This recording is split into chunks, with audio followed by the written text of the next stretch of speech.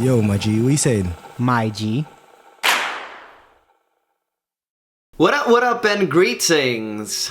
So, last week at BlizzCon, I know that I got kind of late into the whole announcement thing, but I just want to share some of my opinions on the upcoming Mean Streets of Gadgetzan expansion. The expansion is coming out at the beginning of December, and with the sets rotating out at the beginning of next year, where we're gonna have TGT leaving, then BRM, and League of Explorers as well. The meta is gonna be very different for the last month of this year as it's gonna be for the beginning of next year. So I'm not gonna get into card reviews because the situation is gonna change, and just mentioning all this during the card reviews was very annoying previously.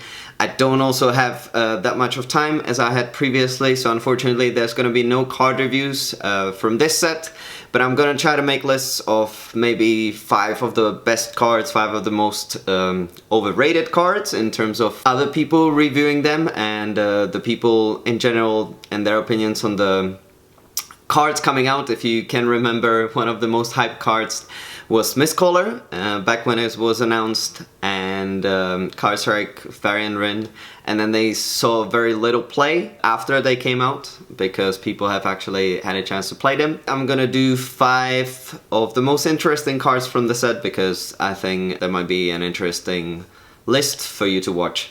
Anyways, Mean Streets of Gadgetzan is an expansion that's also very lighthearted, in my opinion, very fun-based, and I know a lot of people have been complaining about the theme, that we've got a lot of raids to go through and a lot of themes yet to explore in Hearthstone, and it's very easy to do Iceground Citadel raid, or you know, Ulduar raid, or there's a lot of raids that have been very popular in World of Warcraft that haven't been put in Hearthstone yet, or reimagined through Hearthstone. I don't really agree with those people because I think that Hearthstone is rolling out expansions much quicker than other Blizzard games, and they just need to have that slow pace in terms of feeding us the ideas so they don't run out of big ideas very soon, and they don't have to make all of the remaining expansions like they're making Mean Streets of Gadgetzan or was League of Explorers, that wasn't really based on an existing World of Warcraft raid.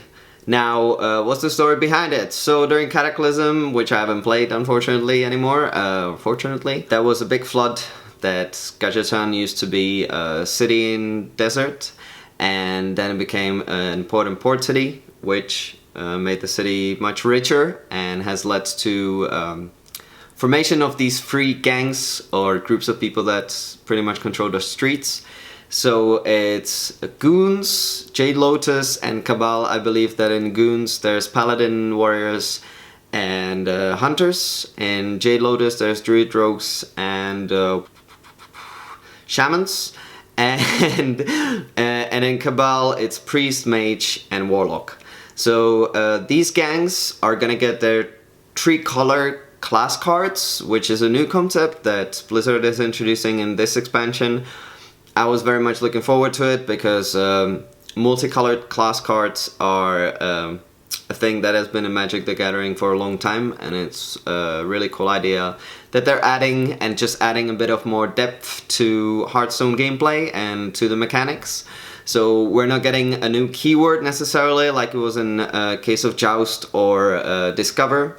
And they also decided to continue with putting in Discover as an effect rather than putting Joust as an effect. Joust wasn't really that successful. The only 2 cards that I can remember being played for longer periods of time was King's Alec and Healing Wave, and the latter also not very often, only on in Control-y Shaman type of decks and in Wild. The new cards coming with Discover, I'm just gonna pop a couple of them on the screen, might not be as great as the ones that we have now, like in terms of Jeweled Scarab, in terms of Ethereal Conjurer, and in terms of Museum Curator, that are all great cards because their Discover range is not that broad. You know, it's not free class broad, and I can't say how much these cards are gonna be played before I have a chance to play them, because I believe that the one for Cabal could be played because sometimes these classes are struggling with getting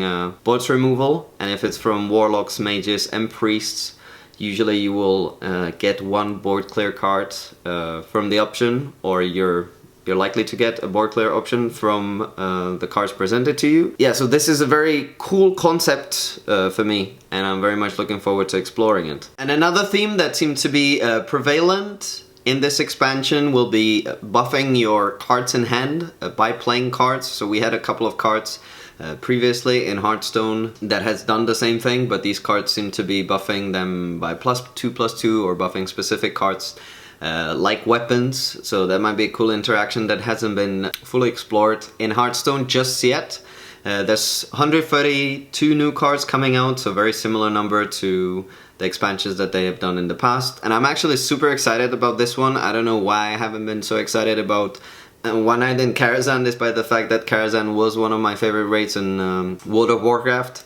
And even though some of the cards have been considered, or most of the cards have been considered weaker than we're used to, some of the cards have turned out to be pretty much, you know, bullshit to play against, like Spirit Claws and Maelstrom Portal, and we have Arcane Giants, for instance, that are, you know, has become staples and are very annoying to play against and are super strong in their own regards. That I've got no illusion that there's going to be a couple of broken cards in this expansion as well. So far, I haven't seen any in specific, except for that Reno type card, and it's still not as strong as Reno to build a Highlander deck around. And Reno decks haven't been very popular lately. The release date is set on, I think, December 4th so far, or they said the beginning of December, so hopefully we can expect it in the first half of December. The meta's gonna definitely shake up, but that's gonna be after the new year, so we can definitely expect in this transition phase to see still a lot of Shaman, but I believe that Priest is gonna be super OP with Dragon Priest just before Blackrock Mountain rotates out with all the cards that they've got there. You know, there already been 2 cards that fit into Dragon Priest deck that are super strong, and a couple of cards that don't exactly fit in there. Dragon Priest could benefit from as well, so I expect to see a lot of Priest.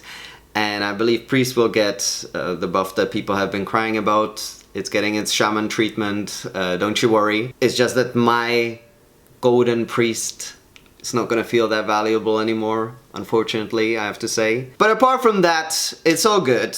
I'm very much looking forward to this new expansion. I would love to hear your opinion on it, so please guys let me know in the comment section below what you guys think. If you are disappointed that they haven't gone with a different theme, if you guys are very happy. Yeah, can't wait until I can try those cards out, so expect those lists from me. I'm definitely gonna play crazy decks, and I'm gonna try these cards out, and I'm gonna put those lists out before the expansion hits. Guys, please give this video a thumbs up, and check out my other videos regarding Hearthstone. I'll see you in the next one. Bye, and take care.